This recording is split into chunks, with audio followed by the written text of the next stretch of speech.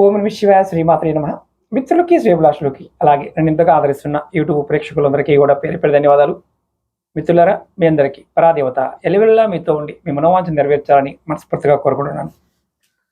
ఈరోజు మనం చాలామంది మా ఇల్లు మాకు కలిసి రావడం లేదండి, మమ్మల్ని జ్యేష్ఠాదేవి వెంటాడుతుంది, అంటే దరిద్ర బాధ వెంటాడుతుంది, డబ్బు సంపాదిస్తున్నాము, కలిసి రావడం లేదు, ఏం చేయాలి, ఏం చేస్తే మాకు మా ఇల్లు కలిసి వస్తుంది? మనం ఈ సమస్య మీద కొన్ని వందల వీడియోలు చెప్పుకున్నాం, కానీ వైదికంలో కొన్ని తేలికైన మార్గాలు చూడడం జరిగింది.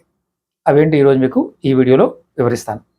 అలాగే మీకు ఈ వీడియో నచ్చినట్లయితే లైక్ చేయండి, ఛానల్ని కొత్తగా చూసే మిత్రులు సబ్స్క్రైబ్ చేసుకొని పక్కనే ఉన్న గంట సింబల్ని యాక్టివేట్ చేసుకోండి.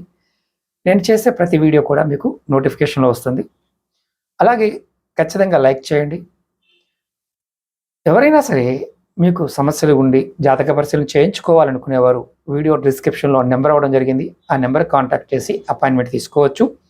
అలాగే మన ఫేస్బుక్ గ్రూప్లోను వాట్సాప్ గ్రూప్లో కూడా జాయిన్ కావచ్చు, ఆ లింక్స్ కూడా వీడియో డిస్క్రిప్షన్లో ఇచ్చాను.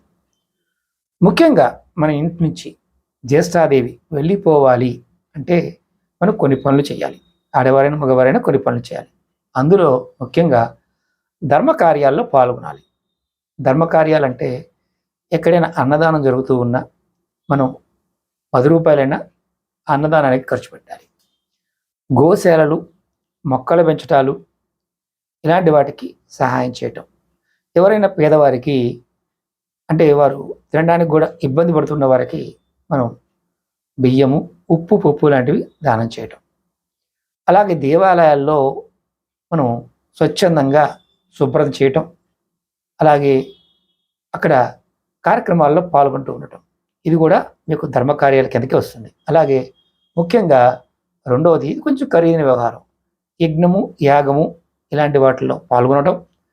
అలాగే ఒకవేళ మీరు చేయలేకపోయినా ఆ సేవా కార్యక్రమాలని చేస్తూ ఉండడం కూడా మీకు జ్యేష్ఠాదేవి ఇంట్లోంచి వెళ్ళిపోతుంది. అలాగే మీకు అసలు కలిసి రావడం లేదు, మీరు ఎక్కువసేపు దేవాలయాల్లో కూర్చొని మామూలుగా ధ్యానం చేస్తూ ఉండండి. అంటే కళ్ళు మూసుకొని నారాయణ నారాయణ అనుకోండి, శివయ్య శివయ్య అనుకోండి, మీ ఇష్టదేవాన్ని తలుచుకోండి. అలాగే మీరు చేస్తున్న పని, అది వృత్తి, వ్యాపారం ఏదైనా సరే తూచా తప్పకుండా పాటించండి. అంటే ఎదుటివాడి మీద కంప్లైంట్స్ చేస్తూ ఆడి మంచివాడు కాదు, వీడు మంచివాడు కాదు, అది ఇది ఇలాంటివి అనకుండా మీరు మీ ధర్మాన్ని తూచా తప్పకుండా పాటించండి. అలాగే తప్పులు చేసిన వారిని క్షమించండి. అంటే ఇక్కడ గమనించాల్సిన విషయం ఏంటంటే, ఒక్కసారి క్షమించవచ్చు, రెండోసారి తప్పకుండా తప్పు చేస్తే క్షమించకూడదు అని శాస్త్రం చెప్తుంది. అలాగే రోజులో కొంత సమయం, అంటే మీరు ఫోను ఇలాంటివన్నీ, టీవీ ఇలాంటివన్నీ పక్కన పెట్టి కొంతసేపు అయినా ఏకాంతంగా గడపాలి రోజులో. అలాగే వారంలో ఒక్కరోజైనా మీ జేబు నుంచి ఒక్క రూపాయి కూడా తీయకుండా, అంటే ఖర్చు పెట్టకుండా మీరు గడపగలగాలి. అంటే ఈరోజు నేను ఒక్క రూపాయి కూడా ఖర్చు పెట్టలేదు, ఆ ఖర్చు పెట్టకుండా మీరు ఉండాలి. అలాగే రోజుకి ఒక 20 నిమిషాలు లేదా ఒక అరగంట మౌన వ్రతం పాటించాలి ఎవరైనా సరే. అంటే ఏమీ ఆలోచించకుండా ప్రశాంతంగా, ఎవరితో మాట్లాడకుండా, ఫోన్ చూడకుండా కూర్చోవాలి. మీరు ఇలా చేస్తే మీకు మీ ఇల్లు మీకు ఆటోమేటిక్గా ఒక అద్భుతమైన లక్ష్మీ యోగాన్ని కలెక్ట్ చేస్తుంది. మీ ఇంట్లో ఉన్న జ్యేష్ఠాదేవి బయటికి వెళ్ళిపోతుంది. ఇది ఎవరైనా చేయవచ్చు, దీనికి ఎటువంటి నియమ నిబంధనలు లేవు.